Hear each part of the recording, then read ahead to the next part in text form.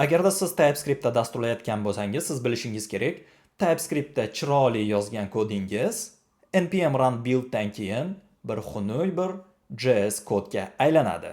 Endi savol, xo'p, TypeScriptda yozdim, npm run buildda yurgizdim, shu kodga aylandi. Buni serverda ishlaydi, productionda. Endi savol, bu kodda TypeScript typelar qayerda qoldi? Javob oddiy. TypeScript bu sizga development uchun kerak.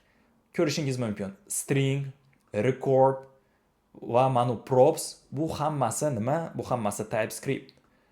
Xo'p, TypeScript siz IDEs linteri uchun kerak va siz dasturlayotganingizda autocompletionlar ishlashi uchun kerak. Lekin npm run build qilganingizda esa bu narsalar kerak emas, bu narsalar ketadi.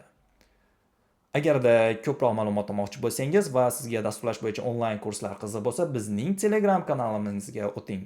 Rahmat.